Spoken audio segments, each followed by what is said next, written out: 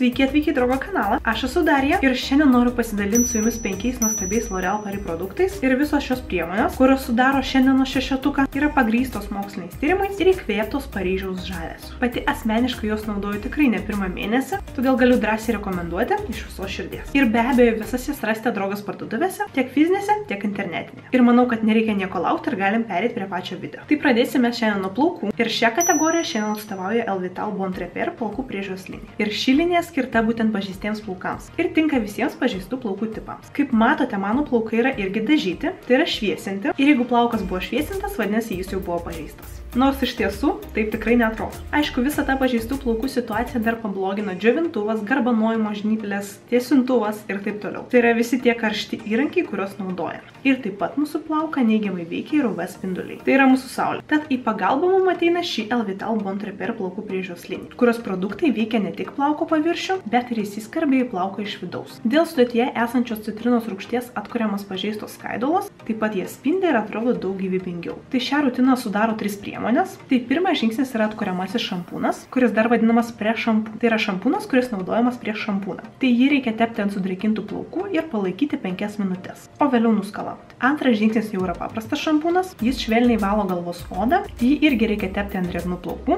įmasažuoti ir nuskalauti. Ir trečias žingsnis yra plaukų atkūrimas ir tam naudojame kondicionierių. Jis suteikia plaukams intensyvią priežiūrą, todėl juos yra lengva iššukuoti ir taip pat jie būna labai švelnūs. Tai reikia tepti drėgnus plaukus nuo vidurio iki galiuko, palaikyti 3 minutės ir nuplauti. Tai dabar nuo plaukų pereiname prie veido ir pirma priemonė šioje kategorijoje yra serumas. Ir tai yra Revitalift Laser gryno retinolio serumas. Tai yra naktinis serumas, kuris yra pagrindinis ginklas kovojant su giliomis raukšlėmis. Jo sudėtyje yra būtent grynasis retinolis, kuris yra pati stipriausia retinolio forma, dar yra žinoma dėl savo stipresnio poveikio nei kitos retinolio formos. Tai šis serumas padeda mažinti raukšlės, o sudėtyje esanti hialurono rūgštis padeda sudrėkinti odą ir suteikti jai švytėjimą. Tai šį serumą reikia į savo rutiną įtraukti palaipsniui. Iš pradžių naudoti tik tai 1 kartą per savaitę, tada jeigu viskas gerai, tai galima pereiti jau prie 2 kartų ir taip ją pratinti. Ir vėliau jau galima naudoti kas 2 arba net į kiekvieną dieną. Aišku, ne dieną, bet vakarą, nes retinolis yra naudojamas griežtai tik tai vakare. Aš asmeniškai šį serumą naudoju jau 3 metus, tad tikrai galiu jį jums drąsiai rekomenduoti. O antra priemonė veido odos priežiūroje yra šis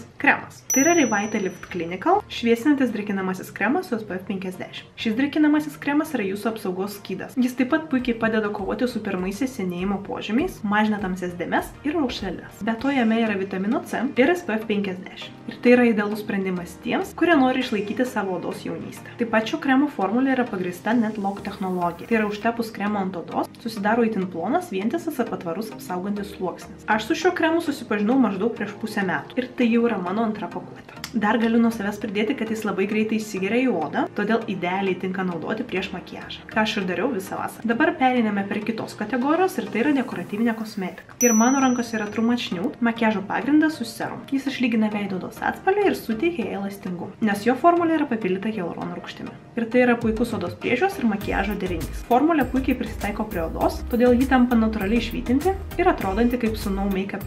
Sakyčiau, padengimas yra nuo lengvo iki vidutinio. Aš nelabai mėgstu, kai veidas yra labai apkrautas, todėl šis makiažo pagrindas yra mano vienas mėgstamiausių. Ir vėlgi, tai jau yra mano antra pakuotė. Nes jo tikrai nesimato ant odos, bet ant mano odos jis išsilaiko tikrai visą dieną. Ir tai yra viskas, ko aš noriu iš makiažo pagrindo. Tad jeigu dar nesat bandę, tai tikrai rekomenduoju įsigyti. Prieš paskutinę priemonę yra blakstienų tušas. Ir tai yra praeitų metų naujiena ir aš jį vadinu skandalingiausių blakstienų tušų, nes tai yra Telescopic Lift blakstienų tušas. Apie skandalus aš čia tikrai neišsiplėsiu, bet pasakysiu, kad tušas tikrai vertas dėmesio. Nes iš tiesų jis pakelia blakstienas į aukščiausią lygį. Jis akimirksniu pakelia blakstienas ir suteikia joms apimties. Naujoviškas dvipusis šepetėlis lengvai suima ir pakelia blakstienas, o keramidų prisodinta formulė jas paryškina ir sutvirtina. Šis tušas jums patiks, jeigu mėgstat ryškės blakstienas, nes patikėkit manim, blakstienos tikrai atrodys wow. Laikosi jis irgi gerai, bet ir nusivalyti jį nėra taip paprasta. Reikėtų naudoti kokį nors aliejinį valiklį. Bet šiaip tušas tikrai yra labai smagus ir man patinka. Jeigu mėgstate tokį dramatišką blakstienų įvaizdį,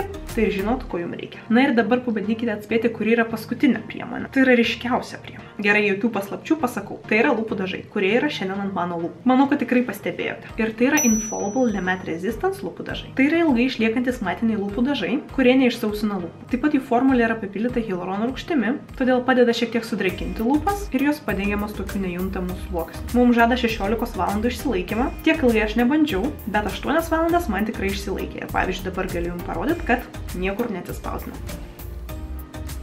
Dar man patinka aplikatorius, kuris yra labai tikslus. Atspalvių yra daug skirtingų, bet mano pats mėgstamiausias yra šis raudonas. Jo numeris yra 245 ir jis vadinasi French Kiss. Ir tai tikrai toli gražu nėra pirmas kartas, kai aš esu su juo pasitešęs. Tad galiu drąsiai rekomenduoti. Tai štai ir viskas. Papasakojau apie 6 priemonės iš L'Oréal Paris, kurias rekomenduoju išbandyti tikrai visoms. Visos jos buvo pagamintos remiantis moksliniais tyrimais ir svarbiausia, kad yra įkvėptos Paryžiaus žavesio. Jeigu norite išbandyti kažką tai naujo, žinosite, ko ieškoti Drogos parduotuvės. O jeigu jau kažką bandėte šių priemonių, tai pasidalinkite su mumis komentaruose. Tai noriu jums padėkoti, kad pažiūrėjote šį video iki galo. Nepamirškite pasiekti Drogos socialiniuose tinkluose – Facebookas, Instagramas, YouTube'as, TikTokas, Drogas Lietuva. Manau, kad su jumis susitiksim jau labai greitai kitame video. Ačiū ir iki!